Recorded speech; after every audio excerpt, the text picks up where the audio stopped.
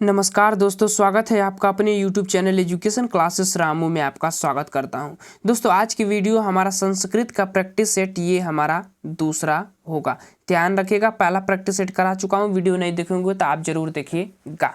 बाकी चीज़ें मैं सोचता हूं कि इस जैसे ये प्रैक्टिस सेट मैं करा रहा हूँ तो कम समय में ज़्यादा प्रश्न आपको मैं प्रोवाइड कराऊं, क्योंकि आजकल समय की काफ़ी किल्लत होती है व्यक्ति के पास, इसीलिए मैं कम समय में ज़्यादा प्रश्न कराने की जो है चेष्टा करता हूं। और ये मेरा तरीका मुझे अच्छा भी लगता है। आपको अगर अच्छा लगे तो आप ज़रूर बताइएगा, नहीं तो आपके अकॉर्डिंग मैं पढ़ाने का प्रयास करूंगा।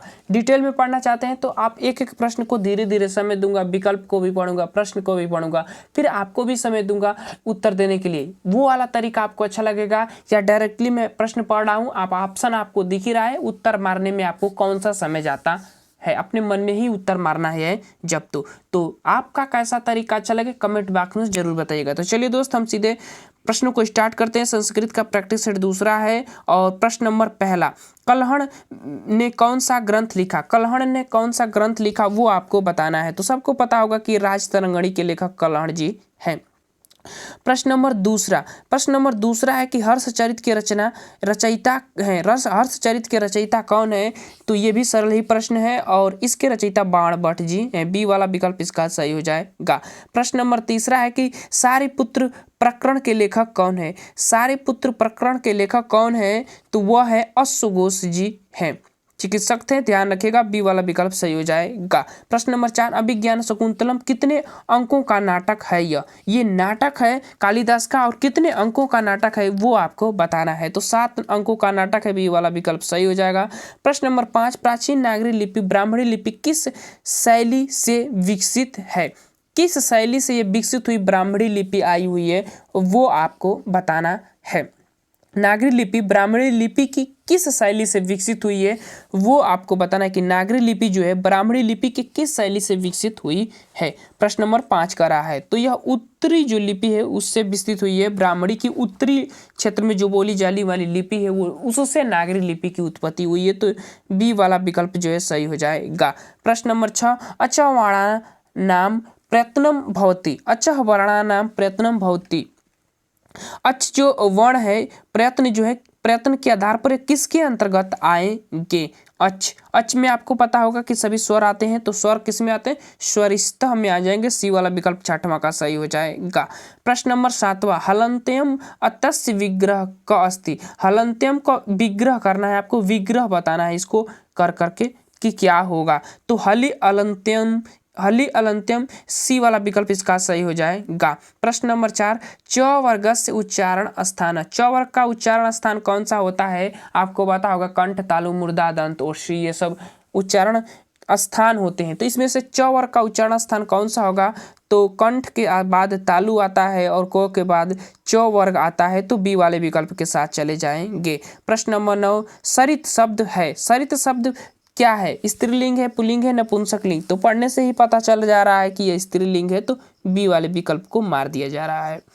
प्रश्न नंबर 10, मातृ शब्द से सप्तमय वचने रूप भवति। मातृ शब्द का सप्तमय एक वचने रूप आपको बताना है। सप्तमी विभक्ति एक वचन का रूप बताना है। मातृ का क्या होगा? विकल्प आपके सामने है और एक वचन में हम पूछे तो मातृ हो जाएगा। डी वाला विकल्प जो है सही हो जाएगा।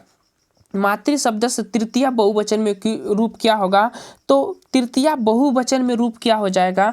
तो वह हो जाएगा मातृ भी हो जाता है। तो डी वाला विकल्प हमारा सही हो जाएगा इसका। प्रश्न नंबर 12, सत्यमेव जयति अतः स्थूल पदे लकार अस्ति। सत्यमेव जयते, जयति में लकार कौन सा है वो आपको बताना है। तो कौन सा लकार होगा? तो लट लकार वर्तमान काल के अंतर्गत वो आ जाएगा। अहम रामेण डैश डैश गच्छति, गच्छामी हो जाएगा। गच्छामी, अहम के साथ गच्छामी लगेगा। उत्तम पुरुष में रूप चाहता है अहम का, आप सबको पता होगा। तो रामेण के बाद आएगा क्या वो आपको बताना है। तो वह आएगा हमारा सी वाला विकल्प सह आएगा। अहम रामेण सह गच्छामी जो है आ जाएगा। सी वाला विकल्प सही हो जाएगा। प्रश्न नंबर 14, उपसर्ग नैव वर्तते। उपसर्ग नैव वर्तते, तो इसमें से आपको उपसर्ग आपको बताना है, वो है अवि। अवि जो है उपसर्ग नहीं है वो आपको बता दिया गया है, तो डी वाला विकल्प हमारा सही हो जाएगा। बाकी तीनों उपसर्ग हैं।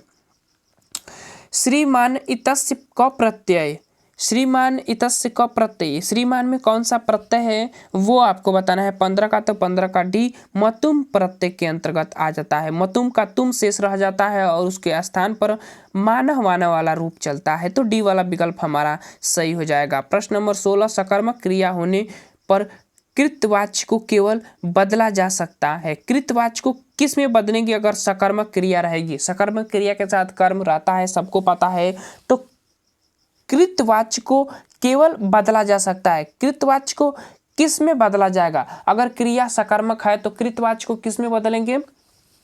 तो हम बदलेंगे किस में? कर्मवाच्य में बदलेंगे भाई। तो बी वाला विकल्प जो है 16 का हमारा सही हो जाएगा। अरे भैया कर्म है तो कर्मवाच्य में न बदलेगा।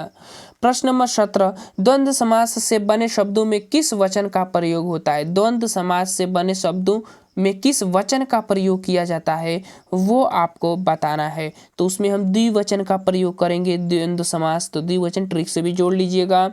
तत्छवि का संधि पद होगा, इसको जोड़ने के बाद तत्छवि को जोड़ेंगे तो कौन सा शब्द बनेगा वो इसमें से आपको बताना है। प्रश्न नंबर 18 का, तो साफ साफ विकल्प बी दिख रहा है, तत्छवि बनेगा।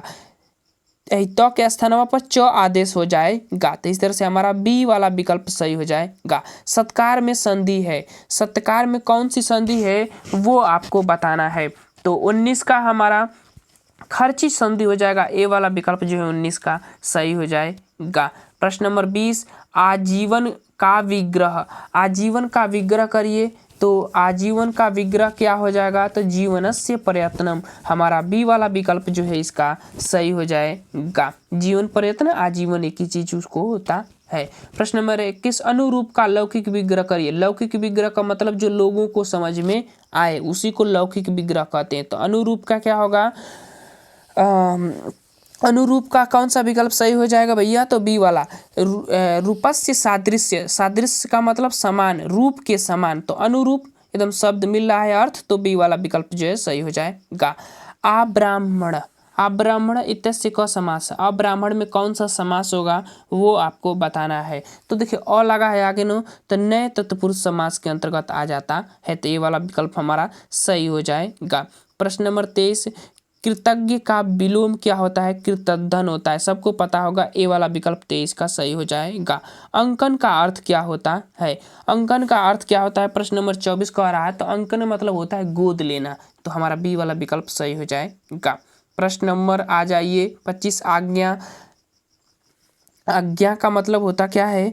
आज्ञा, आज्ञा का मतलब होता क्या है? तो आदेश होता है, पर्यायवाची में पूछा गया है। सी वाला विकल्प जो है इसका सही हो जाएगा। सुख से जीवन जीता है, सुख से जीवन जीता है, इसका संस्कृत अनुवाद क्या होगा? तो सुख से जीवन जीता है, से किसके साथ आता है, कौन सी विभक्ति में, इसको ध्यान रखकर आप इसका संस्कृत में अनुवाद करिएगा। तो सुखेन जीवनम जीवति, एकदम तीसरे के साथ प्रयोग करके सी वाला विकल्प जो है सही हो जाएगा। तृतीय विभक्ति में आता है, तो सी वाला विकल्प सही हो जाएगा, साफ मिल रहा है। प्रश्न नंबर यहाँ पर सुखेन जीवनम जीवति, यहाँ पर दो विकल्प दिया गया है, ध्यान रखिएगा, दोनों विकल्प सही हो जाएंगे, ये चीज़ को ध्यान रखिएगा। चलिए आपको बता देते हैं दोनों विकल्प इसमें से सही हैं। प्रश्न नंबर 27, राम वन में जाकर खेलता है का शुद्ध अनुवाद क्या होगा? राम वन में जाकर खेलता है, इसका शुद्ध अनुवाद क्या होगा वो आपको बताना है। तो देखिए, राम वन गत्वा क्रीडति, राम वन गत्वा क्रीडति, राम वनम गत्वा क्रीडति किस में मिल रहा है? गत्वा क्रीडति, बी वाला विकल्प जो है राम वनम गत्वा क्रीडति जो है मिल रहा है, राम, ठीक है। यहाँ पर रामम है, रामम द्वितीय में हो जाएगा ना, ये गलत हो जाएगा, तो हमारा बी वाला विकल्प इसका सही हो जाएगा। प्रश्न नंबर 28, अविश्वस्ते विश्वसिति मूढ़ चेता नराधम पंक्ति का चयन करिए। ये किसके अंतर्गत पंक्ति आने वाली है, किस रचना के अंतर्गत, वो आपको बताना है। तो विदुरी नीति के अंतर्गत ये आ जाएगा, तो डी वाला विकल्प इसका सही हो जाएगा। प्रश्न नंबर 29, लय को बांधने की प्रक्रिया में वर्णों के समूह को कहते हैं। लय को बांधने की प्रक्रिया में वर्णों के समूह को क्या कहा जाता है? तो जब हम लय में जब वर्णों को बांधने लगते हैं ना, तो वो एक गण का रूप धारण कर लेता है। जब रस पढ़ेंगे तो उसमें ये सब पढ़ा जाता है। बी वाला विकल्प जो है सही हो जाएगा। 30 और लास्ट प्रश्न, व्याकरण भाषा का होता है। व्याकरण भाषा का होता है, क्या होता है वो आपको बताना है। तो वह व्याकरण जो है भाषा का शासक होता है। यही तो भाषा को चलाने का कार्य करता है। भाषा की शुद्धता का निर्माण व्याकरण ही करता है। तो इस तरह से हमारा विकल्प सी वाला विकल्प सही हो जाएगा। तो ये वीडियो प्रश्नों का कलेक्शन आपको कैसा लगा, पढ़ाने का तरीका आपको कैसा लगा, अच्छा लगा तो वीडियो को लाइक करिएगा, शेयर करिएगा, सब्सक्राइब करिएगा और ज़रूर सुझाव कुछ ना कुछ दीजिएगा। चलिए वीडियो को समाप्त करते हैं। Thank you for watching this video.